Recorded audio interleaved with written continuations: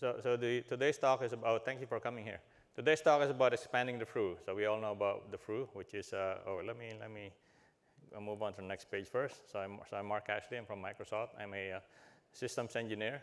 Basically what I do is try to make the system work end to end, which is combine all the software and all the hardware to make sure they all play well nice together. So our agenda for today is a recap of the usage of the FRU. And then I'll tell you about the 5 enhancements that we can do, and then I'll summarize at the end of the talk. So the FRU, so our friend here, the FRU, is very simple, right? So you run IPMI FRUprint, and there you go, right? So you get the motherboard serial number, you get the motherboard model number, and you have the server name, right? If you happen to call it Mount Shasta, then Mount Shasta shows up in the field name with the system serial number. And you might have data on 1 or 2 PCIe cards, right? And what happens is that when the server is deployed into the fleet, the board latches onto that FRU data and says, okay, for this guy, this is the software stack that we will put on this service, right? And then we will sell it to the customers, right? So you might deploy 50,000 servers this month, and you would do that for all servers. The spec was released in 2013, and it was good for its time, and we're still using a lot of it today. So let's go on with the enhancement. Enhancement number 1. Definitely FRU means field replaceable unit. So why not put everything that we can replace in the FRU, which includes all the DIMMs, all the storage, and all the cards. And when I say DIMMs, you don't just say one DIMM type. So if the server happens to have 96 DIMMs, then you put all 96 DIMMs in the FRU, which gives you the serial number, the model type, the speed, and all that. So definitely a lot of data, right? We would also put the firmware information. So you would argue that, hey, I have some components that I do have firmware, but I don't replace it, right? You would also put the hardware information for that. And the purpose of all this will be made obvious in time in the presentation. Now, the FRU itself is sort of a snapshot. When you capture the FRU, you get the data of what you got, right? So you don't have a history. So therefore, we need to build a backend database to capture this, so that we will capture the data in the FRU for all your 10 million servers and how it moves over time. Now, you take the FRU capture when hardware firmware is updated. Well, how do you know when it's updated? When you reboot, you'll capture it. And the fact that you have a database, you can compare to the previous version, and now you detect, hey, there are changes, right? And that's how you build your history. Now, what are the side benefits of this? The FRU serves as a signature when you do server injection, which is that you know that this server has 12 storage devices. It has 96 DIMMs of this particular type, right? So therefore, when you put this onto the fleet will latch onto the FRU and say, oh, this recipe says you're a Mount Shasta, right? Or if you change it a little bit, the fleet will figure, oh, this is a Mount Baker, right? So it's a way for you, it's a way for the fleet to distinguish one server from another. A mismatched FRU might say, oh, you gave the wrong name in the FRU, or it's an indicator for dirty reboot, right? So if you have one model that had 12 storage devices, another one that has 10, and you happen to lose 10, you happen to lose 2 of the storage devices, and now you have 10, will the fleet get confused? Well, reconciling that with the server name will prevent that from happening, okay? So there's some certainty in knowing that the name that you gave to the server is correct. The third benefit is where, let's say you have 200,000 copies of the server, and now here you are updating to the next BIOS, right? So now you can watch your people.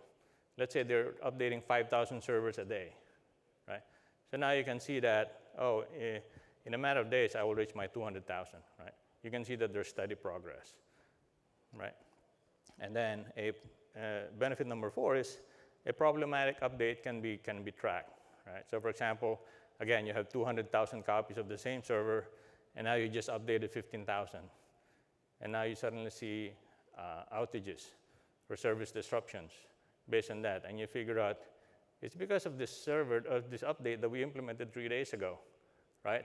So immediately put a stop to that and do something, right? So it's a good side benefit.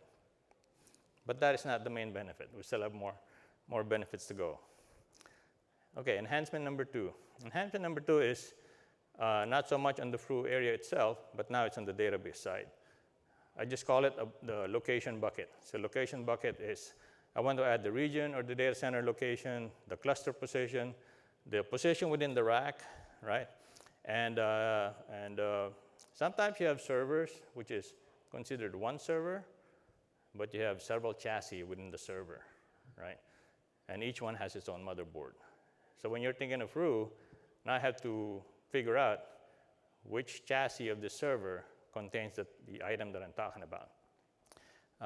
And of course, servers, for the same server, it can be offered as a pure compute, or HPC, or GPU, AI, machine learning. So the service type it also matters. There's environmental data, with temperature, humidity, and altitude, right? Now, these are things which are a little bit different from the 4 previous buttons, which is that when you put a server in a rack, it usually stays there for quite a while, right? Whereas temperature, it varies, right? So, but the point here is that we want to see whether, on average, your server is running hot, so that you can figure out someday that your server broke down about 6 months later because your server was running hot. Okay. So this will come into play when you have that history.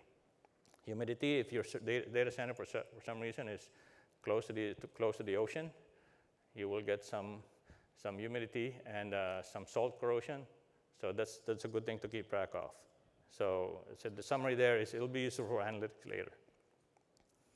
Next one is fleet events, the third enhancement. We want to track performance data. So again, this is in the database, not in the FRU data itself. You will have performance data, optimal versus slowdown. So things where the server goes down, it's easy, right? But things where it slows down just a little bit, 20% performance degradation, those are things you also want to keep track of. For example, when you're watching on your cable service and you paid for 1 gigabit, you start complaining when it starts going 600 gigabit, right? It's sort of the same idea. You want health data, both good and bad, telemetry warnings, which we know as shows up as cell events, and then soft failures and hard failures. Resets, the dirty reboots, again, when things are missing when you reboot, and then uptime and downtime information. The next set of enhancement is external events. These are things not necessarily because of you being the cloud service provider, it's because of the vendors. So they may give you recall information, errata information, end-of-life announcement. So you figure that at the time that you deployed your server, everything was good, right? But then 9 months later, something happened, and your manufacturer tells you, oh, we gotta kill this particular model number, and we will replace it with another one. Those are critical events, so you gotta put that in your database. And of course, customers are as a good indicator of something being down or being just a little off, 10% slower, 20% slower. They're good sources of that information, so put that in your database. Now it all comes together with enhancement number 5, right? So we want to do a historical look back, right? Based on what happened today, whether it's good or bad, look at what happened in the past. So now you look at your 4 enhancements that we looked at previously, right? Did something change? So if you're a debugger, this is familiar to you, right? Where something bad happened. Well, what did you do in the last 90 days? Or what did you do yesterday? That's sort of the spirit of the 4 previous enhancements, right? So we want to look back. So therefore, if you have several of these events, you can now start correlating. There's some commonality here, right? You're starting to see the trend. And you start making conclusions of, oh, keep doing this or don't do that, right? Predictive analytics now is you go look forward. Now that you've seen things that have happened in the past, now you can reuse the knowledge to show what can happen in the future, right? If that particular DIM in this particular region, perhaps that region runs kind of hot, right? DIMs start going flaky in about 9 months. Watch out for that information, right? Because that'll be useful to you. And now you start making predictions. Just do this for yourself for the moment, right? Just keep it internal and make predictions, and then see what happens in real life. And then you will start to see that your prediction algorithms are getting better and better. You may have an algorithm today and it doesn't work out, right? But then you keep learning. So this is an iterative thing. And then the fourth benefit of this, the enhancement, is that now you get into position of being able to have high confidence in your prediction. Now you have a choice to make. Now that you have high confidence in your prediction and you're nearing a point where, hey, this event will happen, now you make a decision. Will you preemptively replace a component to save your customer a disappointing experience, or do you just let it fail, right? So there are pros and cons to both approaches, depending on how much money the customer is giving you, right? And depending on the blowback that will happen if the bad thing happens. So now you're in a position to decide, what will I do, right? As a cloud service provider, right? So that's enhancement number 5. So if you happen to catch the reference on the side of the foil, that's the telescope that was recently launched into space, right? So summary of the benefits, right? So we want to correlate, so this enhancement will allow us to correlate hardware and firmware changes, the quality of service events that affect customer experience. Things that lead to good experience, keep note of that, so keep doing that. Things that lead to bad experiences, keep note of that, and see what you can do, right? Discover new data relationships. This is kind of hard to show you, right, in a PowerPoint. But once you have this database, you can now figure out, you can connect the dots. What are these new relationships you're seeing, right? For a certain DIMM that plays with this particular model of a storage device, in a 1U chassis, it seems to not work very well. But this particular DIMM, working with this GPU, seems to work very well. So you now find these relationships, right? The manufacturer tells you this is guaranteed for 5 years. What do you actually see? Perhaps it works in Ireland, but not in Brazil, right? You see these new relationships. Then you develop strategies for preemptive actions. Okay? After you try out your algorithms, you figure out, hey, I'm getting 80% accuracy with my algorithm. Now let me do something, right? Save my customer from downtime, right? So, and then you iterate improvements in your predictive algorithms. The fifth bullet is a good thing because now you can talk to your vendors. Hey guys, I'm seeing this behavior on your DIMMs. I'm seeing this behavior on your hard drives. Can we do something about this? Right? Can we improve the reliability of that component? Right? Is there something I can do in my data center to improve the performance of your component? You can do those things. And of course, the end goal for all this is you want to reduce downtime, keep your fleet capacity up, right? Keep your revenue up. Each server has to make money, right? That's the whole point of this thing in the context of cloud service providers.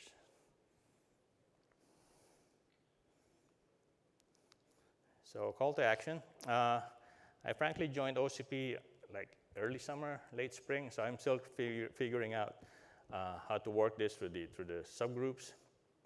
The FRU spec hasn't changed in 2013, so I don't know whether we go ahead and change that or we create another spec under the OCP umbrella, right?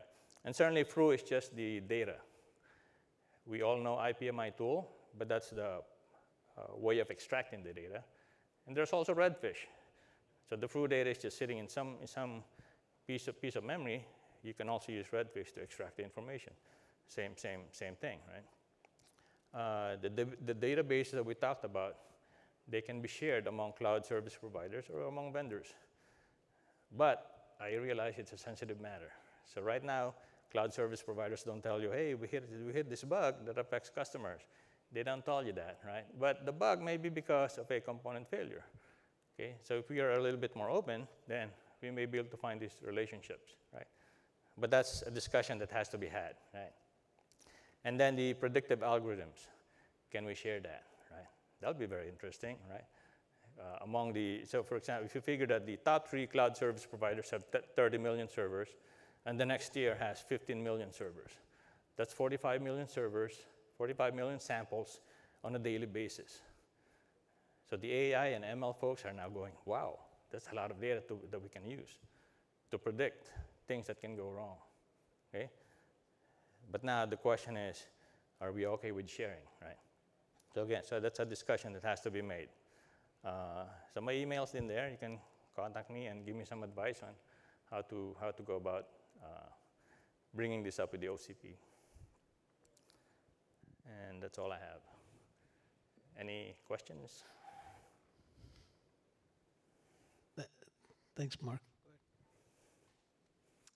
Hi, great presentation. Thank you very much for sharing the information and knowledge. No, thanks.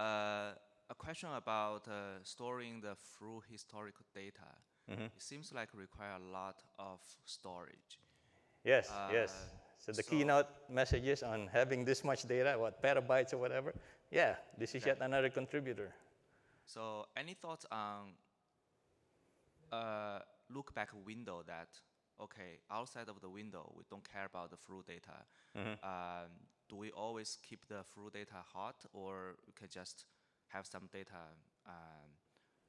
gradually removed? You don't need to keep the entire history of the FRU. What's your thought? I think that's one thing that you will learn from experience, right? So for example, if you're a particular generation of servers, you keep it for 7 years. Then you probably want to keep that data for 7 years to show you, because you also want to see where the server is 7 years old. We should phase it out. But the customer is still paying money, right? So you should keep that study where somehow we have this good data. We have these hard drives that's lasted 7 years. That's good data, right? Don't lose that, because something will click in your head that says, even though our cost is very low now, this customer is still giving us a lot of money, right? And that's good, right? Okay, so thumb rule is like 7 years is a good window that within this 7 years. It's a proposal. For example, the federal government has some limitations on how long you keep your paperwork. Some customers will just keep paying you money, and if the customer keeps paying you money, are you going to argue, right?